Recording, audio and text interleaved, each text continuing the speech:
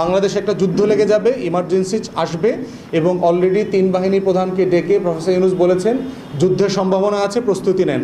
দুঃখজনকভাবে আমরা দেখতে পাচ্ছি বাংলাদেশের বিভিন্ন রাজনৈতিক অঙ্গনের মানুষ এবং অরাজনৈতিক বিভিন্ন যারা স্টেক হোল্ডার আছেন তাদের অনেকেই এই ভারতের গণমাধ্যম এবং ভারতের যে স্টেক আছে ভারতের স্বার্থের পক্ষে কথা বলছেন, ভারতের দালালদের গোলামদের ভাষায় শব্দে কথা বলছেন।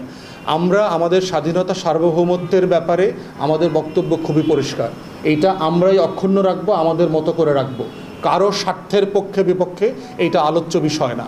চায়নাকে নিয়ন্ত্রণ করবার জন্য তারা একটা যুদ্ধ চাপিয়ে দিতে চায় এবং এই ছায়া যুদ্ধটা তারা করবে হচ্ছে এই আমাদের রাখাইনের সাথে যে বাংলাদেশ সীমান্তটা আছে এই সীমান্তকে কেন্দ্র করে এখানে অবৈধ অস্ত্র দেবে, দিয়ে সিরিয়ার মতো একটা গৃহযুদ্ধ লাগাবে, লেবাননের মতো লাগাবে, ফিলিস্তিনের মতো ঝামেলা করবে, এখানে লিবিয়ার মতো করবে, ইউক্রেনের মতো করবে। এবং এইটা কিন্তু এতটুকু পর্যন্ত নীতিগত একটা আলোচনা হয়েছে, কিছু দেওয়া কিন্তু এখনো হয় নাই। এবং এই দেওয়ার আগেই ইন্ডিয়ান মিডিয়ার মাধ্যমে বাংলাদেশের রাজনীতিবিদ এবং রাজনৈতিক দলগুলোকে খেপায় ফেলছে যে এই যুদ্ধ চলতেছে, এই যুদ্ধ চললে জুনের পরে ইউনূস যাবে না, এইখানে প্রক্সি ওয়ার শুরু হবে। প্রক্সি ওয়ার শুরু হবে কি হবে না এটা তো আমরা নিজেরা আলাদা করে আলোচনা করব, সেটা ভারতের বুদ্ধিতে আলোচনা করতে হবে কেন। এবং দেখেন একইভাবে ভারত আরেকটা তার লেখাজোখার মাধ্যমে একটা বিতর্ক তৈরি করেছে যে বাংলাদেশ সরকারের জাতীয় নিরাপত্তা উপদেষ্টা ডক্টর খলিলুর রহমান নাকি আমেরিকান সিটিজেন এবং বাংলাদেশের সশস্ত্র বাহিনী নাকি একজন বিদেশি নাগরিকের সাথে কাজ করবে না, তাদের নাকি আত্মবিশ্বাস নাই, আস্থা নাই এই ব্যাপারে। এটা আবার ভারতীয় গণমাধ্যম বলে দিচ্ছে, ভারতীয় সেনাবাহিনীর আমাদের সেনাবাহিনীর বরাত দিয়ে। এবং এইটা আবার বাংলাদেশের রাজনীতিবিদরা বিভিন্ন দলের নেতাকর্মীরা এগুলো বক্তব্যে বলছে।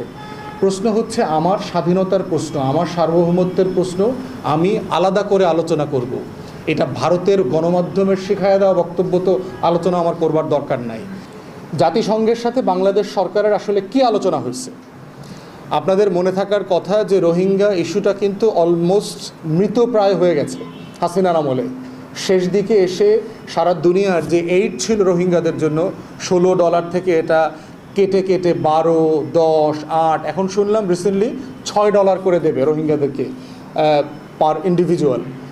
এই বাস্তবতায় রোহিঙ্গাদের ইস্যুটাকে কিন্তু উনি আবার আন্তর্জাতিকভাবে গুরুত্বের সহকারে বিবেচনা করবার জায়গাতে নিয়ে আসছেন।